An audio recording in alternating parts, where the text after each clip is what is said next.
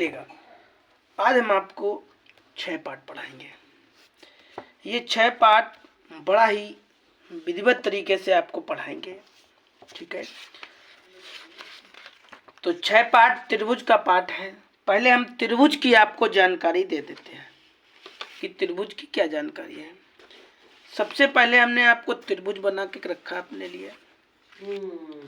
अच्छा, त्रिभुज जो बना के रखा है तो क्या लिखा त्रिभुज में कि 3 रेखाखंडों से घिरी हुई बंद आकृतियां, 1 2 3 आकृतियों से, उसे को हम त्रिभुज कहते हैं। 3 रेखाखंडों से घिरी हुई बंद आकृति को हम त्रिभुज कहते हैं। इतना समझ गए। अच्छा, त्रिभुज के तीनों कोणों का योगफल 180 होता है। ये क्या मतलब, ए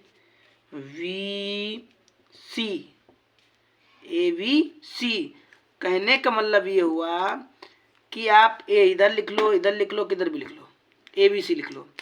इन त्रिभुज के तीनों कोणों का योगफल कितना होता है? 180 होता है, 180 अंश होता है। समझ गए? त्रिभुज के तीनों कोणों का योगफल 180 होता है। समझ गए? ये तो बात थी त्रिभुज की। अच्छा, अब बात करते हैं समरूप की। क्या बात है? क्या बात करेंगे? समरूप की। क्या है समरूप? तो देखो, और भी त्रिभुज की बातें हैं, लेकिन ज़्यादा नहीं, आपको सवाल जिस बेस पे उस बेस पे ज़्यादा आपको बताएंगे, ठीक है। समरूप के गुण क्या हैं, कैसे आप पहचानेंगे? जैसे मान लो यही मेरा सवाल है, ये हेडिंग समरूप पड़ी है, या जैसे मान लो ये पूछा गया इसमें कि कौन से समरूप हैं, कौन से सर्वांगसम हैं, कैसे पहचानोगे आप? बस इसी कंफ्यूजन को दूर करेंगे। सर्वांगसम समरूप कैसे आप पहचान सकते हैं? तो समरूप हमने पहले लिखा। कैसे समरूप पहचानोगे? देखो, दोनों बहुभुज के संगत कोण बराबर होने चाहिए। क्या होना चाहिए? कि दोनों कोण बराबर होने चाहिए। एक तो बात ये हो गई, दोनों भुजाओं में भुजाओं का अनुपात समान होना चाहिए, और दोनों कोण बराबर हों, दोनों भुजाएं बराबर हों, तब आपका समरूप कहलाएगा, या तब आपका समरूप होगा। इतनी बात में सोच सक, हम ये बात दोबारा रिपीट कर रहे हैं। जैसे क्या कहा हमने कि दोनों कोण बराबर होने चाहिए। अब एक एग्जाम्पल लेंगे, समझाएंगे। पहले बता दें, दोनों कोण आपके बराबर होने चाहिए, मतलब दोनों नहीं, सॉरी, कोण आपके बराबर होने चाहिए। आपके जो भी कोण हो वो कोण बराबर हो, और भुजाओं का अनुपात भी बराबर हो। आइएगा, इसे हम एग्जाम्पल के माध्यम से आपको समझाते हैं। एक हमने एग्जाम्पल लिखा, और एग्जाम्पल लिखने के बाद हम 2 चित्र बना रहे हैं। क्या बना रहे? 2 चित्र बना रहे हैं। तो पटरी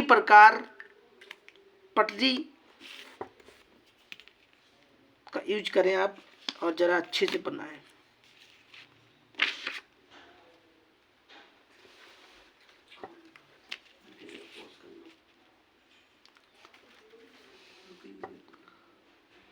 ठीक है, हमने 2 त्रिभुज आपके सामने बनाए। ये थोड़ा ज़्यादा फैल के बन गया, लेकिन बनाना आप इस टाइप से, ठीक है।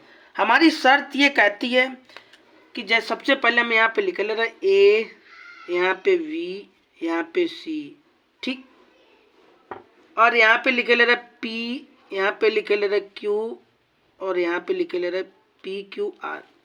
ऐसे कोण लिख लिया हमने, ठीक। जैसे इसका मान 40 है, इसका 60 ले लिया, ठीक।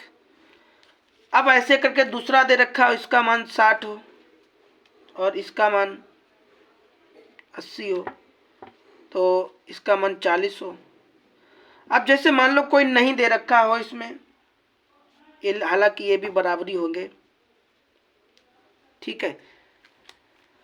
हमने लिखा, एग्जाम्पल समरूप का समझा रहा है। जब हमने लिखा कोण बराबर होने चाहिए, तो आपके देखो कोण बराबर है, कोण बराबर है आपके। अब बात करेंगे भुजा की। तो ये भुजा हमने ले ली 2 सेंटीमीटर, ये ले ली 4 सेंटीमीटर, ये ले ली 3 सेंटीमीटर। कोई दिक्कत? ये 2 सेंटीमीटर, 4 सेंटीमीटर, 3 सेंटीमीटर, और इसकी ले ली हमने ये वाली 4 सेंटीमीटर भुजा, और इसकी 8 सेंटीमीटर ये वाली, और ये इसकी 7 सेंटीमीटर। कोई दिक्कत? अब हमें ये ज्ञात करना है कि दोनों मतलब भुजाएं बराबर हैं या नहीं है, कोण बराबर है या नहीं है, ये हमें ज्ञात करना है। तो देखो, कोण ए है, कोण पी के बराबर है। जो कोण ए है वो कोण पी के बराबर है। इतनी बात समझ गए? ये कंडीशन हम आपको समरूप की समझा रहे हैं, समरूप की। कोण जितना ए है उतना ही तो कोण पी है, तो बराबर है। जितना कोण वी है, जितना कोण वी है उतना तो कोण क्यू है। समझ गए? जितना कोण सी है उतना ही तो कोण आर है, कोण है। अब बात कर लेते, आपने कहा था कि संगत कोण बराबर होने चाहिए, तो संगत कोण बराबर हैं। फिर अगली हेडिंग लिखा था भुजाओं का अनुपात समान होना चाहिए। भुजाओं का अनुपात समान होना चाहिए मतलब भुजाएं आपकी बराबर होनी चाहिए। तो बराबर के लिए भाई भुजाओं का भी निकाल लेते हैं। तो सबसे पहले हमने ए बी भुजा ली, ए बी भुजा यहां से ली, और ये वाली कौन सी लेंगे? ये पी क्यू भुजा लेंगे, पी और क्यू भुजा। अनुपात का मतलब यही तो होता ना, ये वाली भुजा और ये वाली भुजा, ये ए बी भुजा और ये पी क्यू भुजा ली। ए बी भुजा का मान कितना है? 2, और इस पी क्यू भुजा का मान कितना है? 4। काटो तो काट दो, 2 एकम 2 और 2 दूना 4। ए बी का निकाल लिया। अब बी सी का निकालेंगे। बी सी निकाली, इसकी क्या होगी? क्यू आर ले लो, आर क्यू ले लो, ठीक है। तो इसका मान कितना है? 3, और इसका मान कितना है? 6। तो 3 एकम 3, 3 दूनी 6, भुजाएं बराबर है। अगला ले लेते हैं, ए सी ले लेते हैं। ए सी भुजा, और ये वाली भुजा कौन सी? ए सी भुजा, और ये पी आर भुजा। ए सी का मान है 4 और इसका मान है 8। तो 4 एकम 4, 4 दूनी 8। ये देखो भुजाएं बराबर हैं, समान है, समान है। तब आप लिखोगे, क्या लिखोगे? त्रिभुज, त्रिभुज A B C, A B C, ये समरूप का चिन्ह होता है। ये समरूप है किसके? त्रिभुज पी क्यू आर के। समझ गए?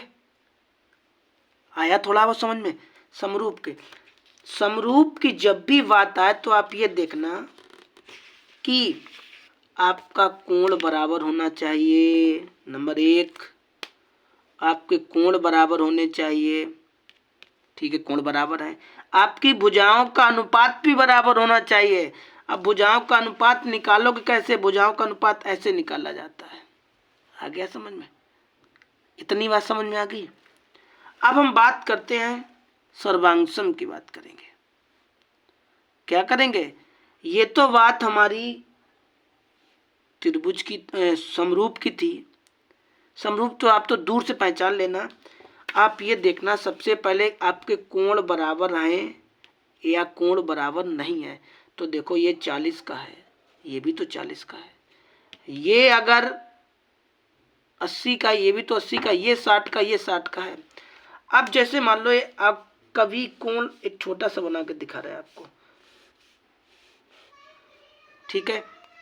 जैसे हमने यहाँ पे लिखा ए और ये लिखा बी, यहाँ पे लिखा सी, यहाँ पे लिखा पी, यहाँ पे लिखा क्यू, यहाँ पे लिखा आर। जैसे इसका मान 60 दिया गया, इसका मान 40 दिया गया। ये आपको कोण नहीं पता है, ये कोण आपको नहीं पता है, तब क्या करोगे आप?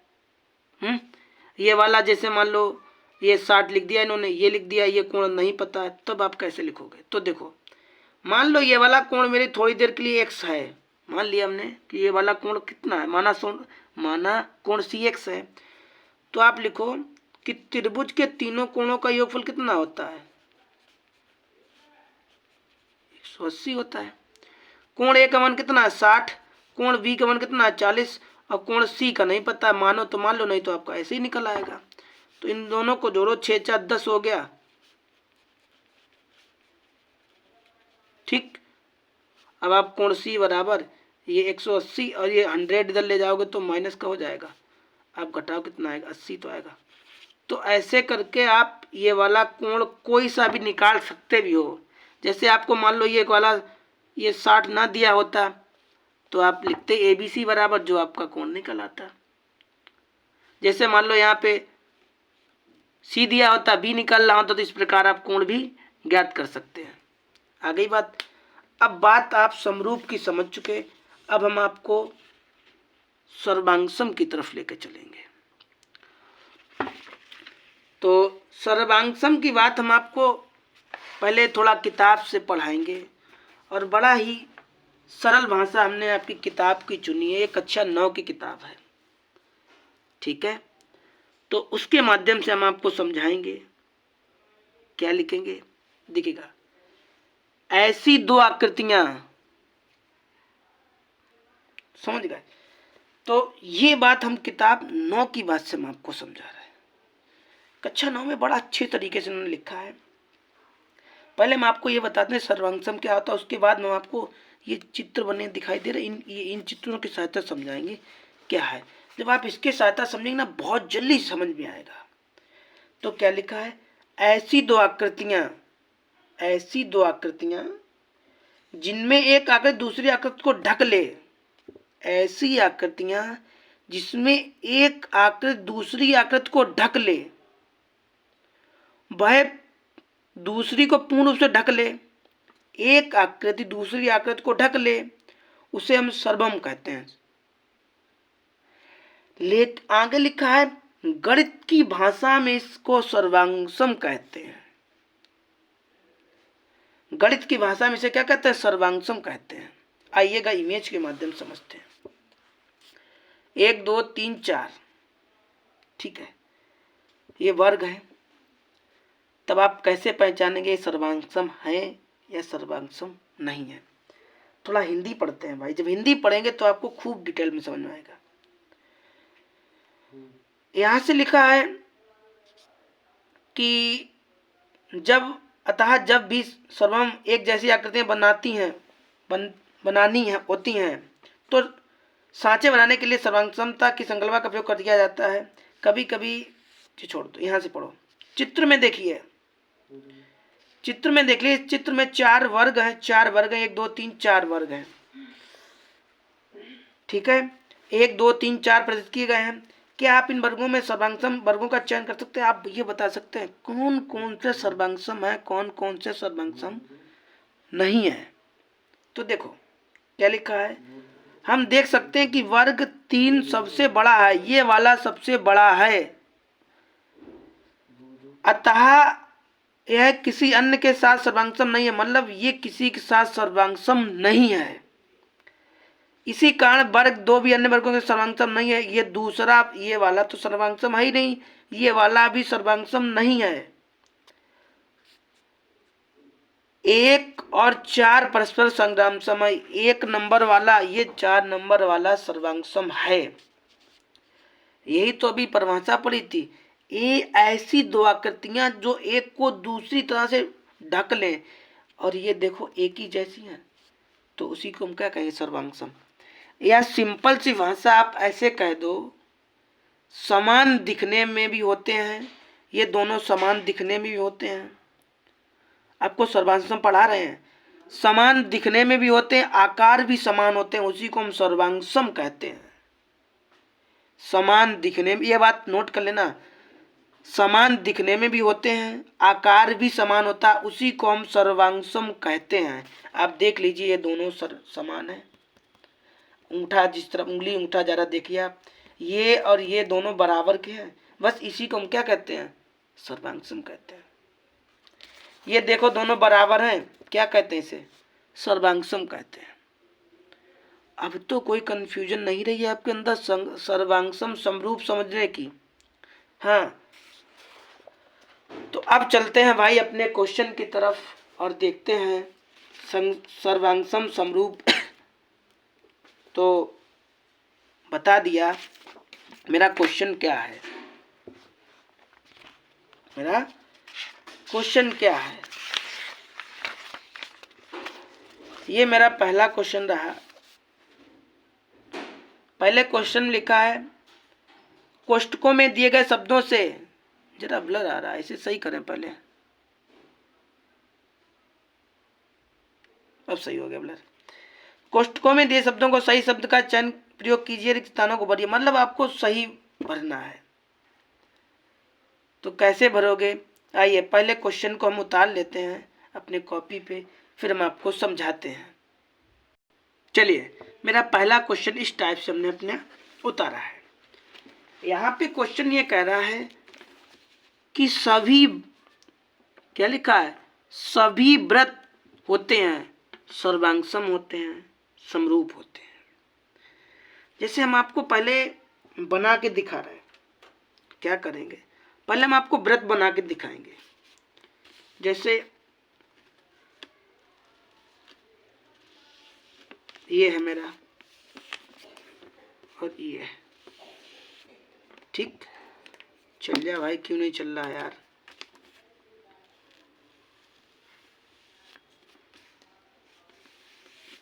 ठीक है भाई, जरा अपना उससे बनाना, पेंसिल फंसा के बढ़िया से बनाना।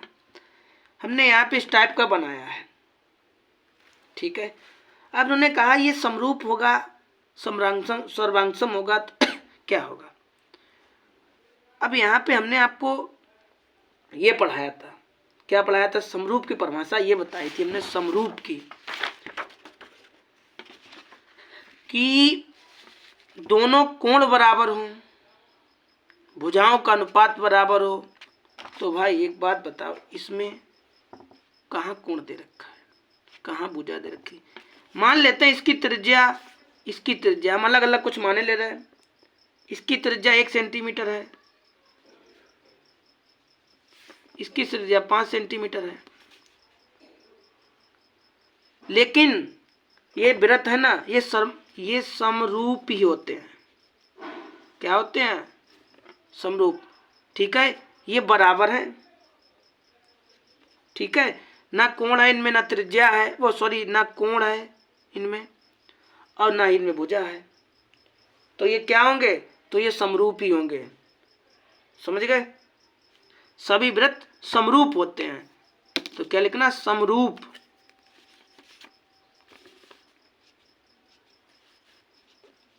तो बिल्कुल नहीं चल रहा है आज, क्या दिक्कत है भाई इसमें।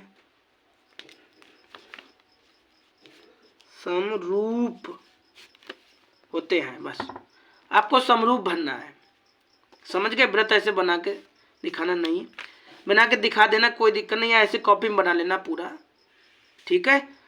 अच्छे से कॉपी बनाना, ये मेरा थोड़ा टेढ़ा आड़ा हो गया, आप टेढ़ा ना करना। तो सभी व्रत कैसे होते हैं, समरूप होते हैं। अब दूसरा नंबर का क्वेश्चन क्या है, पहले उतार ले, उसके बाद समझाएंगे। क्या लिखा है कि सभी वर्ग समरूप सभी वर्ग कैसे होते हैं, समरूप होते हैं, सर्वांगसम होते हैं, कैसे होते हैं। तो देखिएगा, सभी वर्ग समरूप होते हैं, सभी वर्ग कैसे होते हैं, समरूप होते हैं। कैसे होते हैं, आइए हम दिखाते हैं। समरूप की पहले समरूप लिखे दे रहे, और ये भी बताएंगे समरूप कैसे होते हैं, ठीक है। तो पहले हम दो वर्ग बना रहे हैं,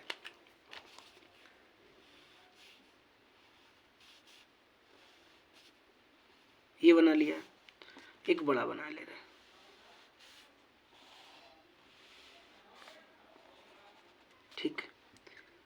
ठीक है। अब आपको ये तो पता ही होगा ये कितने अंश का है, ये 90 का है, और ये भी कितने का, 90 का, ये भी कितने का, 90 का, ये भी कितने का है, 90 का है, ठीक है। और ये भी कितने का, 90 का है, ये भी कितने का, 90 का है, ये भी कितने का, 90 का, ये भी कितने का, 90 का है। और यकीन ना है तो प्रकार चांदा उठा के नाप के देख लो, ये आपका 90-90 का ही है। ठीक है, समकोण 90 का होता है। यहाँ पे समीकोण ऐसे करके देखो तो इतना छुपा लो, समीकोण बन रहा है, तो ये 90-90 का है। ठीक है, आपकी यकीन ना है तो चांदा उठा के नाप लीजिए आप। तो एक तो शर्त मेरी पूरी हो गई। क्या शर्त मेरी पूरी हो गई? कि कोण बराबर होने चाहिए, कोण बराबर है। भुजाओं का अनुपात भी समान होना चाहिए, तो भुजाओं का अनुपात भी समान होना चाहिए। भुजाएं मान लो, भुजाएं मान लो। फिर क्या लिखा है? ये जो वर्ग होता है ना, इसका प्रत्येक कोण 90 अंश का होता है और इसकी भुजा समान होती है। ये जो वर्ग होता है इसका प्रत्येक कोण 90 अंश का होता है, चाहो तो यकीन ना नाप के देख लो, और इसकी भुजा समान होती है। जैसे अगर ये 2 है, 2 सेंटीमीटर, तो ये भी 2 सेंटीमीटर होगी, ये भी 2 सेंटीमीटर होगी, ये भी 2 सेंटीमीटर होगी। और ये चाहे कुछ भी ले लो, यहाँ पे 6 ले लो, 6 ले लो, 6 सेंटीमीटर ले लिया। हमसे ये कहा गया कि कोण बराबर हो, कोण बराबर है मेरे, और भुजाओं का अनुपात भी बराबर होना चाहिए, तो भुजाओं का अनुपात बराबर करके दिखाओ भाई। कैसे करेंगे बराबर? सबसे पहले हम ABC माने ले रहे हैं, ABCD। ठीक है, ABCDE। हाँ ठीक है, अब यहाँ पे लिख लो P, क्या लिखो? P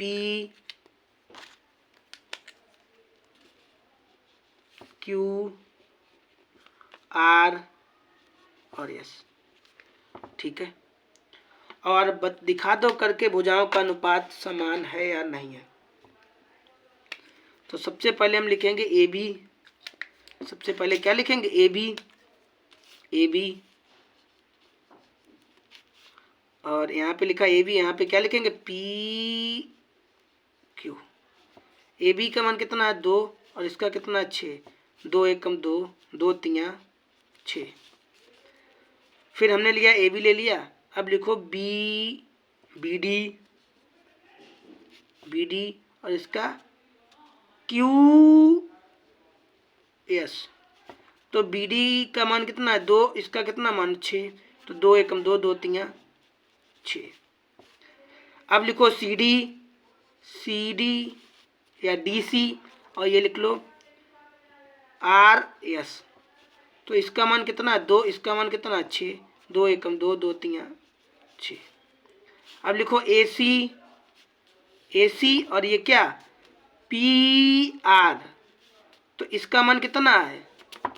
इसका मान है 2 सेंटीमीटर, और इसका मान कितना? 6 सेंटीमीटर। तो 2 एकम 2, 2 तियां 6। तो देखो भुजाएं बराबर हैं, कोण भी बराबर है, भुजाएं भी बराबर हैं, तो हम इसे कह सकते हैं ये समरूप है। समरूप की यही कंडीशन होती, आपकी भुजाएं बराबर होनी चाहिए, आपके कोण भी बराबर होना चाहिए, वही आपका समरूप होगा। समझ गए? अब चलते हैं भाई क्वेश्चन नंबर 3 की तरफ। सभी त्रिभुज समरूप होते हैं। पहले हम त्रिभुज वाला क्वेश्चन लिखते हैं, उसके बाद समझाते हैं, चलिएगा। तो चौथे इस तीसरे वाले में क्या भरोगे? क्या लिखा है? सभी त्रिभुज समरूप होते हैं, समद्विबाहु समबाहु।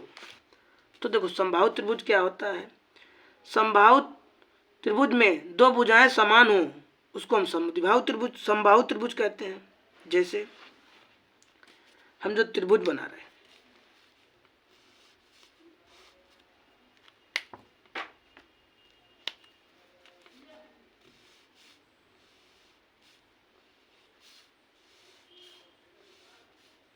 त्रिभुज बना लिया हमने, इसमें क्या होता है? इसका जो कोण होता है ना वो समान होता है। ये भी 60 का है, ये भी 60 का है, ठीक, ये भी 60 का है, 6 कम 6 छतियाँ 18, ठीक है, ये समान होते हैं। ठीक है, ये 60 लिखा है यार, मार्कर ऐसा चल जाता है। ABCPQR, ठीक। अब भुजाएं भी बराबर होती हैं, भुजाएं भी बराबर होती हैं इसकी भी लिख लो। ठीक है, तो ये कौन सा भरा जाएगा इसमें समबाहु भरा जाएगा, समबाहु।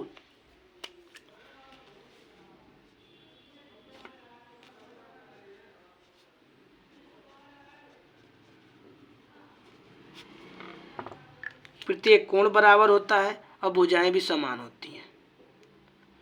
6 कम 6 शून्य 12 छत्तीस 18 180 हो गया, तो क्या भरा जाएगा, समबाहु भरा जाएगा। समझ में आ गया। और कॉपी में ये ऐसे करके बनाना भी आप।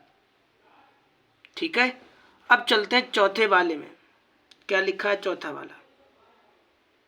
चलिएगा, तो अगला क्वेश्चन इस टाइप से दे रखा है, क्या लिखा है कि भुजाओं की समान संख्या वाले, जिसकी भुजाएं कैसी हो, समान हो, बराबर हो, यदि उनके संगत कोण कैसे हो, बराबर हो, उनकी भुजाएं समानुपाती, उसे क्या कहते हैं, समरूप कहते हैं। क्या लिखा है, भुजाओं की समान अंगों वाले बहुभुज समरूप होते हैं, उनके कोण कैसे हो, बराबर होने चाहिए। तो अब क्या लिखोगे, उनके कोण बराबर हो, तो यहाँ पे क्या भर दो, यहाँ पे क्या भर दो, बराबर।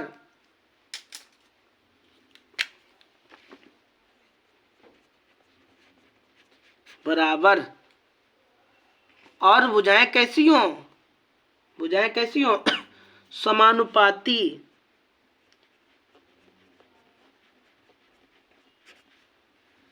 बस आपका आंसर हो गया। एक में बराबर भर दो, दूसरे में समानुपाती भर दो। बोलो क्यों भर दो, क्योंकि क्या लिखा था समरूप की कंडीशन, कोण बराबर होते हैं, बराबर लिख दिया। भुजाएं कैसी होती हैं, समान होती हैं, समानुपाती होती हैं। बस आपका हो गया, हो गया। अब अगला क्वेश्चन क्या लिखा है कि निम्न, पहले क्वेश्चन सही से दिखाते हैं, कि निम्न युग्मों के दो भिन्न भिन्न उदाहरण दीजिए। मतलब इनके दो दो उदाहरण बताने हैं आपको। समरूप आकृतियां हों, ऐसे बताना जो आपको समरूप आकृतियां हों, और ऐसी आकृतियां जो समरूप ना हो। पहले क्वेश्चन लिखते हैं, उसके बाद बात करते हैं। तो चलिएगा, आपको ऐसे दो चित्र बनाने हैं जो समरूप ना हो, सॉरी इसमें समरूप बनाना, अगले वाले में समरूप ना हो। तो दो वृत्त बनाया दे रहा है, दो वृत्त समरूप होते हैं आपस में।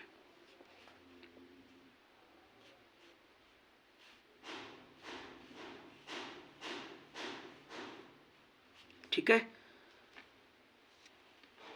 इसमें हाथ बहक जाता है, हाथ टेढ़ा हो, तिरछा गोला बन जाता है भाई, क्योंकि किताब भी रखी है थोड़ा।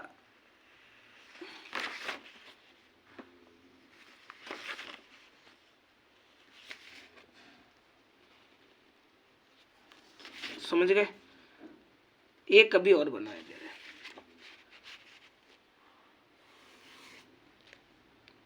ठीक, त्रिज्या मान लो इसकी, पहले नीचे लिखो वृत्त। ठीक है, और ये आपस में कैसे हैं, ये आपस में समरूप है। त्रिज्या मान लो इसकी, इसकी भी त्रिज्या कुछ मान लो, इसकी मान लो 2 सेंटीमीटर, इसकी मान लो 5 सेंटीमीटर। ये समरूप है। त्रिभुज बना दो, दो दो बनानी है ना।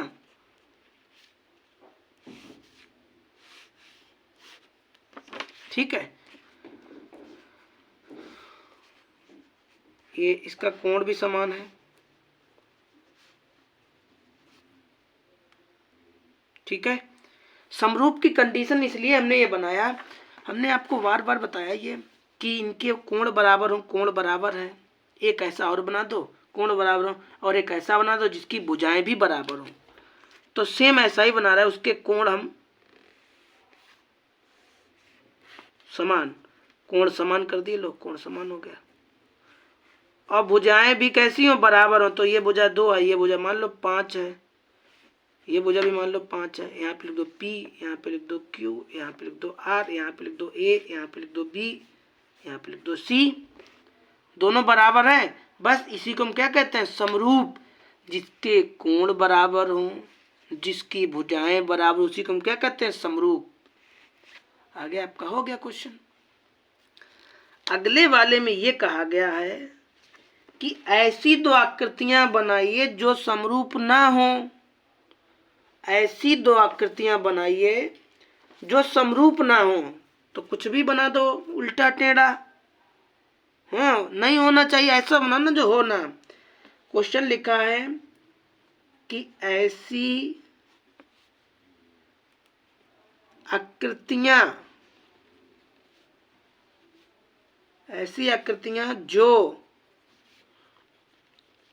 समरूप नहीं हो, ऐसी बनानी है आपको जो समरूप ना हो। तो भाई ये और ये क्या क्या समरूप होगा? कभी समरूप नहीं होगा। ये समरूप होगा तो आपको ऐसी तो बनानी है। ये और ये क्या कभी समरूप होगा? कभी समरूप नहीं होगा। बस ऐसी तो आपको दो बनानी थी जो समरूप ना हो, तो ये कभी भी बराबर नहीं होंगे, आपका समरूप नहीं है।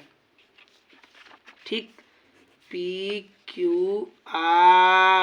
यस, ये दोनों समरूप की कंडीशन पूछी थी। लास्ट वाला क्वेश्चन दे रखा है और लास्ट वाले क्वेश्चन में ये पूछा गया, बताइए कि निम्नलिखित चतुर्भुज समरूप है या नहीं है। ये आपको इमेज दिखाई दे रही होगी, तो आप ये दूरी से देख के आपने बता दिया होगा ये समरूप है या नहीं है। लेकिन देख के नहीं, आपको हल करके बताना होगा। तो सबसे पहले भाई हम चित्र बनाते हैं। सबसे पहले क्या बनाएंगे? चित्र बना लें, उसके बाद में बात करेंगे। चलिएगा, ये आकृतियां देख के हमें बतानी है समरूप है या नहीं है। तो आपने दूर से देख के ही बता दिया होगा ये समरूप है या नहीं है। देखिएगा, ये कितने का एंगल बन रहा है? 90 का। ये कितने का 90 बन रहा है? 90 का। और ये भी कितने का बन रहा है? 90 का। और ये भी कितने का बन रहा है? 90 का। तो ये तो क्लियर है 90-90। लेकिन भाई ये 90 का नहीं है। हमारा चित्र थोड़ा तिरछा भी हो गया है, और आप किताब में देखो ये बिल्कुल भी 90 का नहीं है। आप यकीन ना है तो नाप के देख लो, और आप किताब में भी देख लो, ये तिरछा बना है और ये बिल्कुल सीधा बना है, समकोण सा लग रहा है बिल्कुल। देखो यहाँ पे समकोण लग रहा है। ये तो 90-90-90-90 है, लेकिन ये 90 का नहीं है। एक शर्त मेरी ये हो गई कि कोण बराबर नहीं है, कोण बराबर नहीं है। अब हम भुजाओं को निकाल लेते हैं। क्या निकालते हैं? भुजाओं को निकाल लेते हैं। पहले सबसे पहले हम निकालेंगे, ये वाली निकाल लेते हैं, SP निकाल रहे हैं, और ये वाली AD, इसका मान है, उल्टा लिख लिया, इसे सीधा करके लिखो। AD ऊपर लिखो और ये SP नीचे लिखो। ठीक है, AD ऊपर लिखा और ये नीचे लिखा। AD का मान कितना है? 3। इसका मान कितना? 1.5। ये दशमलव हटाया, 0 बढ़ाया। AD को पहले लिखा, SP को नीचे लिखा। AD का मान कितना था? 3 लिख लिया आपने। इसका मान कितना था? 1.5, ये लिख लिया। दशमलव हटाया, 0 बढ़ाया। 15 एकम 15, 15 दूनी 30, ये आ गया 2, मतलब इसका मान 2 आया। ऐसे करके आप लिख लो, ये लिख ली, ये लिख लो, AB लिख लो, और ये लिख लो, PQ लिख लो।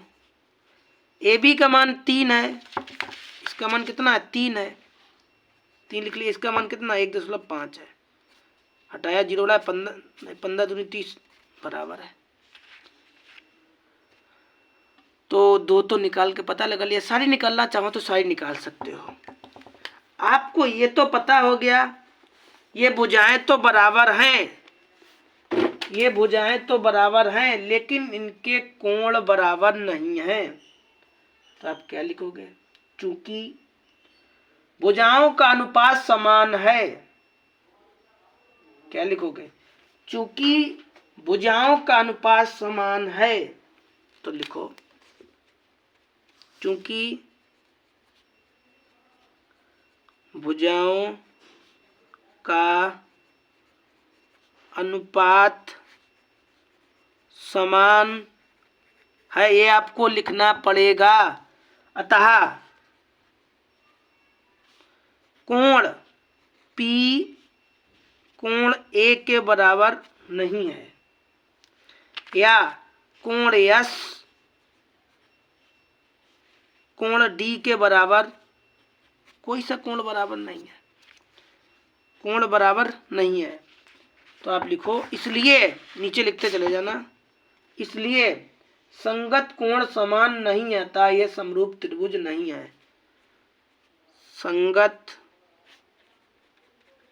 कोण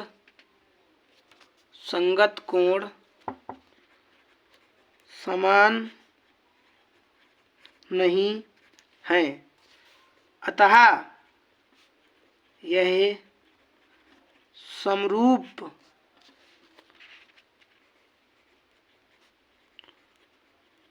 त्रिभुज नहीं है। समझ गए? इतना भाई आपको करना पड़ेगा, इतना आपको लिखना पड़ेगा। बस आपका ये अध्याय पूरा समाप्त हुआ। इसे ज़रा डिटेल में समझना, और ये जो समरूप सर्वांगसम की जो कंडीशनें बताई उन्हें आप ध्यान रखना। इसके आगे क्वेश्चन हम अगले वीडियो में करेंगे। ठीक है।